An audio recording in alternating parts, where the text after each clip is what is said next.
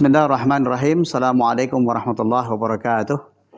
Tayyib ayat tulab al-jami'i rahimani wa rahimakumullah. Fi hadhihi al-munasabah sanata'allam wa natadaras an ilmi al-balaghah al-mahir. Fatab'an yakni ista'malna fima ba'd yakni bi al-lughatain, imma an yakuna bil lughah al-arabiyyah wa imma an yakuna bi al-lughah al-indonesia. Tayyib. Fil haqiqah yakni ilmu al-balaghah al-mahir ya labudda lana an na'rifa an nitaq al-balaghah. Nitaq al-balaghah awalan ilmu al-ma'ani, wa thaniyan ilmu al-bayan, wa thalithan ilmu al-badi'. Fi ilmi al-ma'ani hunaka yani aqsam fiha al-kalam, al-wasl, al-fasl, al-qasr, al-dhikr, al-hadf, al-ijaz, al-musawat, wal-idnab.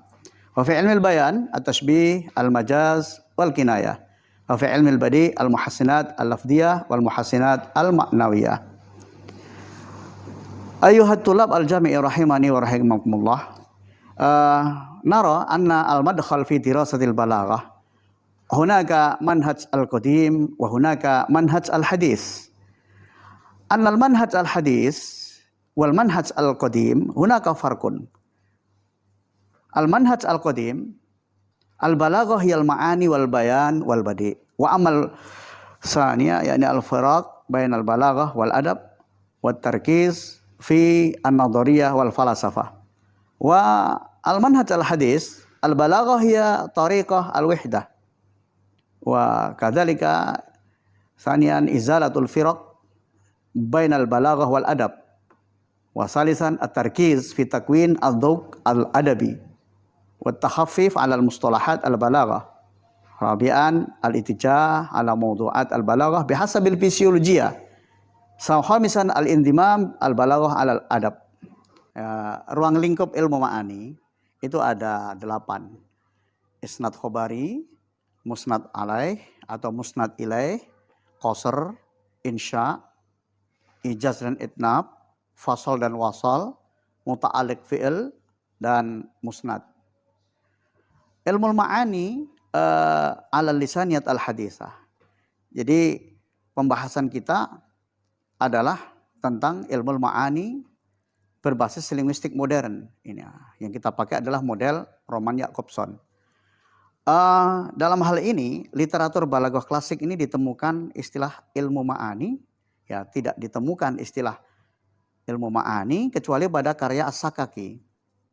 Ya, dalam kitabnya Miftahul Ulum. Jadi sebelum istilah ma'ani banyak dipakai untuk kajian Al-Quran dan syair. Seperti kitab Ma'ani Al-Quran, Ma'ani Asy-Syi'ri. Berikutnya Al-Qazwini mengikuti pandangan daripada Al-Sakaki. Ya, dan dia mendefinisikan bahwa ilmu ma'ani adalah ilmun yu'rafu bihi ahwalul lafadz al-arabi allati biha yutabiqu muqtadal hal. Jadi ilmu ma'ani itu adalah ilmu yang mengkaji problematika kata dalam bahasa Arab dalam kaitannya konteks. Metode kajian ilmu ma'ani klasik yang pertama itu teknik atau metode dan teknik pembelajarannya menurut Jurjani itu ditemukan dalam Dalail I'jaz. Metode yang pertama dipakai adalah an-nadham. Nadham menurut beliau itulah rangkaian. Ya, adalah rangkaian kata atau kalimat. Ya, an-nadham huwa ibarah an tuhi ma'anil nahwi fi ma'anil kalam atau fi ma'anil kalim. Nadham adalah kesatu paduan atau kohesivitas makna sintaksis yang terjadi pada rangkaian kata.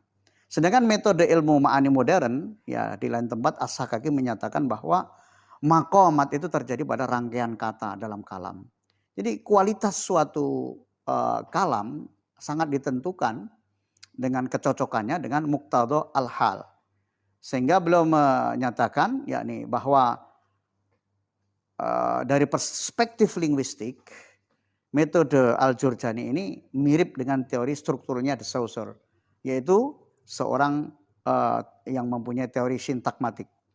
Dan memang secara leksikal kata nazam berarti struktur, sedangkan metode atau maqamat As-Sakaki di atas mirip dengan teori semantik kontekstual dalam hal konteks. Ya. Linguistik modern Roman Jakobson, ya, ini mengembangkan ya teori linguistik yang sangat berpengaruh pada abad ini. Ya. Jadi isu sentral semiotik Jakobson ini adalah puisi dan linguistik, terutama di bidang fonologi, morfologi, dialektologi, dan afisiologi. Mengenai subjek semiotikanya, Jakobson itu menjelaskan bahwa ada 6 elemen semiotik Jakobson. Pertama konteks, message, address, addresser, konteks, dan kode. Adapun analisis semiotik Roman Jakobson itu dicontohkan dalam khobari atau kalam khobari. Hadis Nabi menyebutkan innallaha astofani min Quraisy.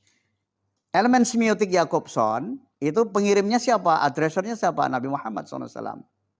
Si alamatnya address adalah sahabat umat Islam. Kode bahasa. Konteksnya konteks emotif.